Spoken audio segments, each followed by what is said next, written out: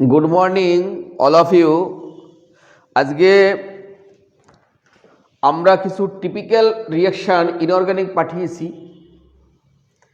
এটা কেমিস্ট্রির উচ্চাঙ্গ সঙ্গীত। ফটফট করে দেখি করে ফেললাম, এটা যাবে না। এটা ইনঅর্গানিকের রিয়াকশান করতে করতে কখনো কখনো একটা সূক্ষ্ম ফিলোসফি হোক, সুর হোক বেজে উঠবে, তখন ধীরে ধীরে ধীরে ধীরে ভালো লাগবে। অনেকটাই পরিশ্রম দরকার আছে অজৈব রসায়নের এই রিয়াকশানগুলো ফলো আপ করার জন্য। যেমন প্রথম দেওয়া হয়েছে Ca3P2 মানে ক্যালসিয়াম ফসফাইড প্লাস জল, Ca3P2 প্লাস ওয়াটার দেওয়া হয়েছে। শুরুতেই দেখতে কেমন লাগছে? এই যে বোঝার যে জায়গাটা, সেটা হচ্ছে যে কোনো ধাতু, তীব্র ধাতু যারা ক্যালসিয়াম, সোডিয়াম, পটাশিয়াম, এরা জল পেলেই হাইড্রক্সাইড উৎপন্ন করে। এই জিনিসটা মাথায় রাখতে হবে। তাই ক্যালসিয়াম হাইড্রক্সাইড ফলো অফ করবে, CaOH2।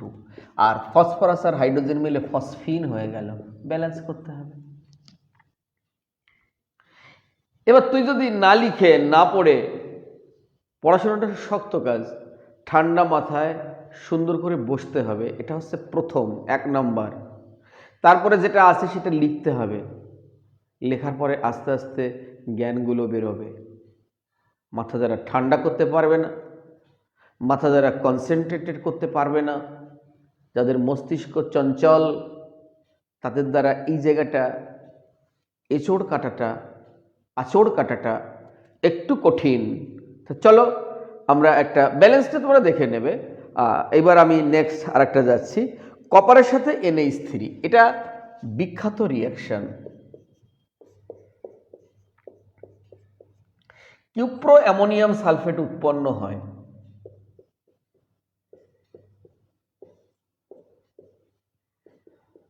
এটা হবে।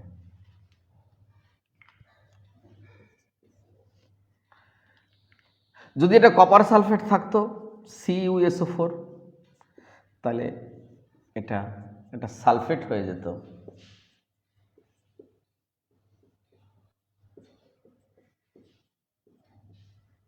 এটা অতিরিক্ত।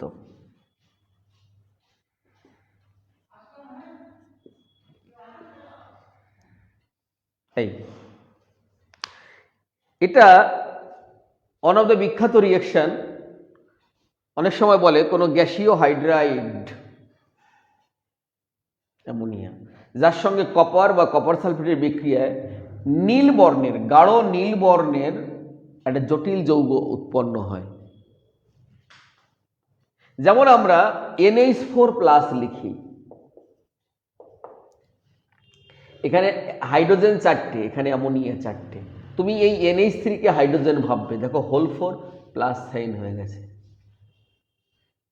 কিউপ্রো অ্যামোনিয়াম সালফেট প্রডিউসিং করে গেছে। এরকম ভাবে ব্যাপারটা আসে। সালফেট আছে বলে সালফেটটা নেওয়া হলো, জটিল যৌগ। একটি গ্যাসীয় হাইড্রাইড, যার সঙ্গে কপার সালফেটের বিক্রিয়ায় গাঢ় নীলবর্ণের বি যৌগ উৎপন্ন করে। তাহলে কি হবে? এটা করতে করতে মনে থাকবে। ফ্লুরিনের সাথে জলের রিয়াকশন,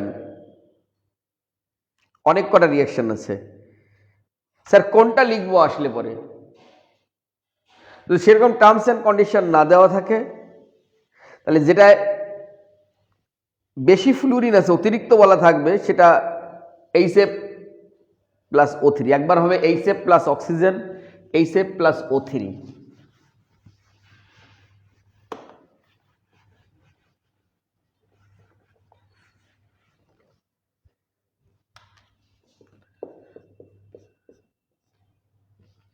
সরি, ফ্লুরিনের সাথে অক্সিজেন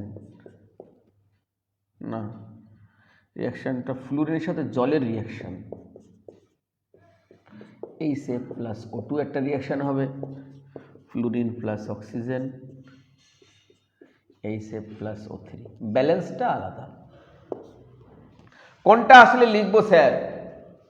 এক্সেস বলা থাকলে এটা লিখবে, আর যদি কিছুই না বলা থাকে তাহলে দুটোই লিখে দেবে। পরের রিয়াকশন আমাদের খুব সবার জানা এবং important to the power infinity, পরীক্ষার হলে কোনো না কোনো জায়গায় আসবে। শ্বেত ফসফরাস, এর মধ্যে সোডিয়াম হাইড্রোক্সাইড প্লাস ওয়াটার। আমরা ক্লাস 11 থেকে পড়ে আসছি রিয়াকশনটার বিশেষত্ব।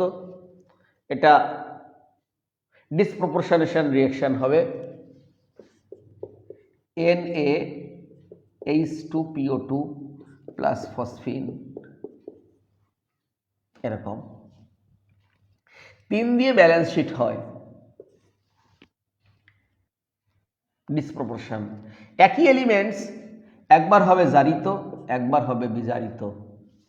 এটা আসতে পারে একটা অসামঞ্জস্য বিক্রিয়া দেখাও ফসফরাসের, অথবা আসতে পারে যে কোনো অসামঞ্জস্য বিক্রিয়া দেখাও, অথবা এইটা দিয়ে দিল এপাশে একটুকুন জানতে চাইতে পারে, অথবা কি ঘটে যখন আসতে পারে, অথবা কি করে ফসফিন প্রিপারেশন লেখায় আসতে পারে, অথবা শ্বেত ফসফরাস এত মানে রিয়াক্টিভ কিন্তু লোহিত ফসফরাস নয় কেন, সেখানে এই রিয়াকশন আসতে পারে।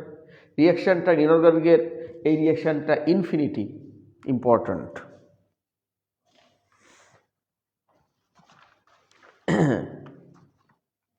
আচ্ছা, এইবার XeF2 plus water,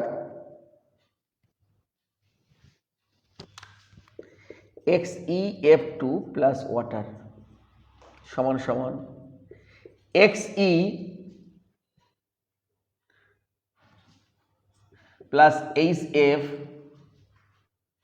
plus O2। এই যে জায়গাগুলো, জেনন নিষ্ক্রিয় গ্যাস, তাই জল দেওয়ার সঙ্গে সঙ্গে নিজে থিতিয়ে পড়ে গেছে একা একা, ও আর রিয়াকশন ফার্দার করতে পারেনি।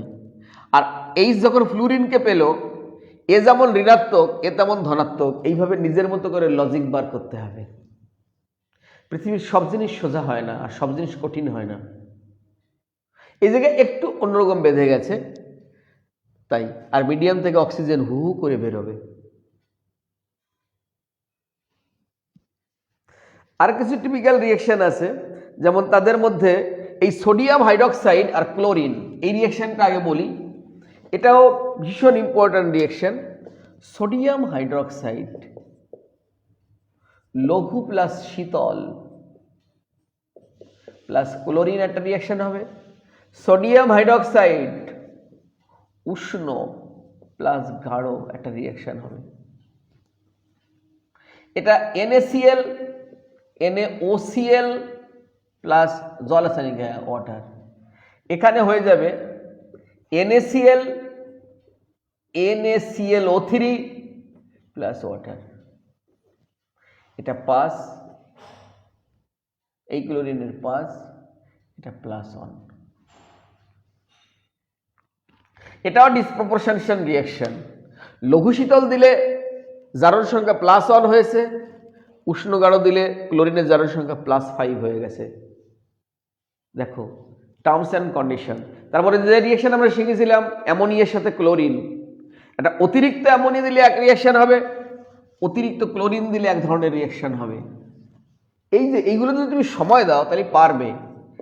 NH3 এটা অতিরিক্ত plus Cl2, ammonium chloride plus nitrogen বেরিয়ে যাবে। যখনই NH3 প্লাস Cl2 এটা অতিরিক্ত, সমান সমান হবে NCl3 প্লাস HCl।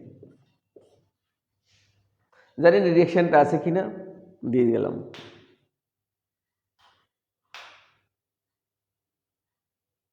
তারপরে যে দুটো যোগ বিয়োগ হয়ে যায়, যেমন XeF4 আর SbF5।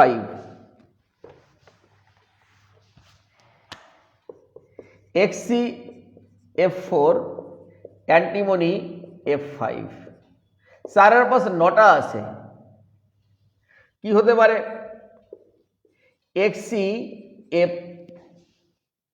একটা 3 হবে, একটা কমে যাবে, যেখান থেকে নেগেটিভ কমে যাবে সেটা হবে পজিটিভ, আর এটা নেগেটিভ বেড়ে গেছে, SbF6, এটা হবে নেগেটিভ, একটা বেড়ে গেছে তাই নেগেটিভ। 6টা ফ্লোরিন আর 3টে, 9টা ফ্লোরিন, 4 আর 5 9টা, এরকম ভাবে পেয়ার হয়ে পড়ে থাকবে জুইটার আয়ন মতো। দুটো আয়ন একসঙ্গে থাকে, আয়নের জুটি, একজন ফ্লুরিন দিয়েছে, একজন নিয়েছে। জীবনটা দেওয়া নেওয়ার সম্পর্ক। আমি বলবো, তুমি শুনবে, তুমি শুনবে, তুমি বলবে, আমি শুনবো, আমি দেব, তুমি নেবে, তুমি দেবে, আমি নেব, এটাই জীবনের সম্পর্ক। এইভাবে করতে করতে এর মধ্যে ছোট ছোট খুনসুটিতে ভর্তি আছে। মাথাটা ঠান্ডা করে বসাটা খুব দরকারি। কেউ যদি চঞ্চল মস্তিষ্ক নিয়ে বসো আর যদি বলছো আমি কেন বুঝতে পারছি না, এই কথা উত্তর নেই, ভিত্তিহীন কথা ভাই, এই কথা চলে না, ভালোবেসে বসতে হবে। আচ্ছা, আমি মোটামুটি এই রিয়াকশনগুলো দেখালাম, এভাবে করবে বাড়িতে। আর স্ট্রাকচার দেখানোর খুব দরকার হয়ে পড়েছে। স্ট্রাকচার ভিএসিপিআর ক্লাস 11-এ আমাদের ছিল, সবগুলো ভিএসিপিআর মানবে না, কিছু আছে টিপিক্যাল, যেমন HClO4, H3PO2, এগুলো তো আমরা ওর মধ্যেই শিখে এসেছি। কিন্তু ধরো SF4, হ্যাঁ, এগুলো ভিসিপিআর, SF4 এগুলো আমি একটা দেখিয়ে দিই। SF4 কেন্দ্রীয় মৌল, কেন্দ্রীয় মৌল সালফার। ও 16তম শ্রেণীতে অবস্থান করে, 16তম শ্রেণীতে অবস্থান করায় উহার শেষ বহিস্থ কক্ষে ইলেকট্রন সংখ্যা 6টি। খরচ হয়েছে কটা? খরচ হয়ে গেল এই যে 4টে ফ্লুরিন ইন্টু ফ্লুরিনের যোজ্যতা,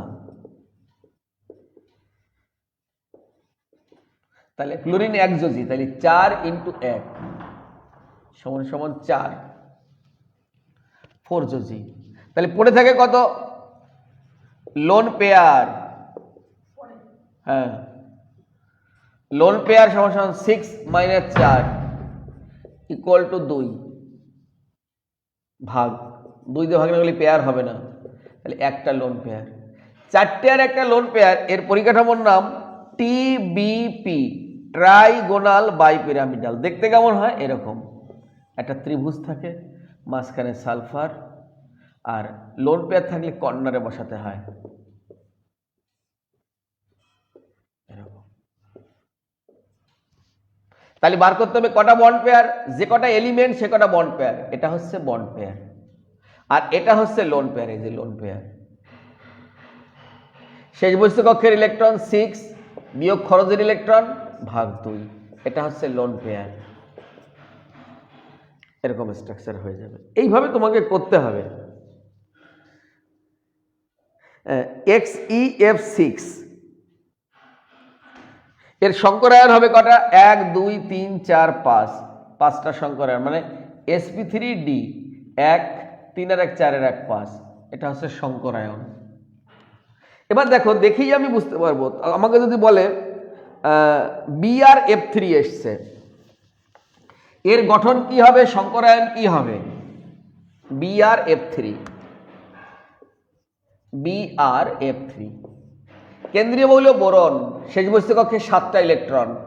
তাহলে লোন পেয়ার হচ্ছে কেন্দ্রীয় মৌল বাদে বাকি যারা থাকবে সেটা লোন পেয়ার, সরি বারবার বলছি, এটা বন্ড পেয়ার। কেন্দ্রীয় মৌল বাদে বাকি যারা থাকবে সেটা বন্ড পেয়ার। তাহলে লোন পেয়ার কটা হবে? 7টা বিয়োগ 3টে ভাগ 2, 7 থেকে 3 গেলে 4 থেকে, 4কে 2 দিয়ে ভাগ করলে 2, তাহলে বন্ড পেয়ার 3টে, লোন পেয়ার 2টো। বন্ড পেয়ার হলো 3টে, লোন পেয়ার হলো 2টো, পেয়ে গেলাম আমরা। তাহলে পরিকাঠামোর নাম যোগফল কত হলো? Bond pair plus lone pair, 3 + 2 5 হলে ট্রাইগোনাল বাইপিরামিড স্ট্রাকচার।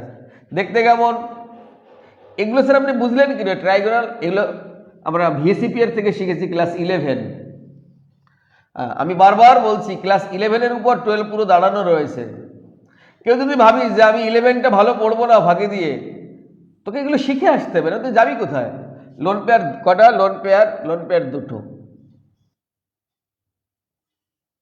এই যে লোন পেয়ার, কর্নারে লোন পেয়ার দিতে হয়, আর বাকিরা হচ্ছে ব্লু রিং।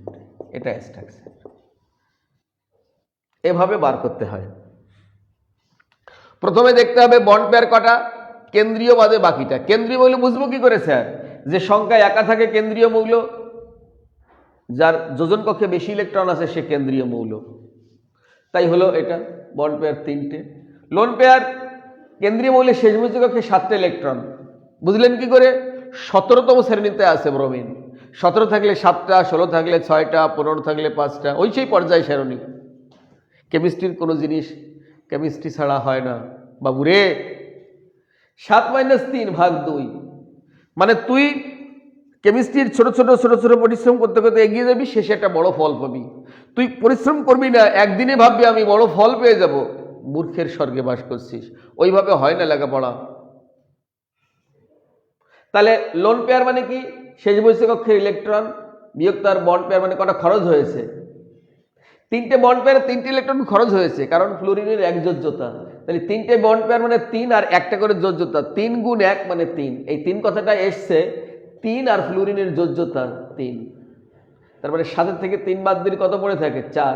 4কে 2 দিয়ে ভাগ করলে পেয়ার হবে। এভাবে কোনো সমস্যা হলে হোয়াটসঅ্যাপে প্রশ্ন করবি আমাকে, ডাউট জায়গাটা আমি সঙ্গে সঙ্গে উত্তর দিয়ে দেব। আজকের এই ছোট্ট নাটক এখানেই শেষ হয়ে গেল।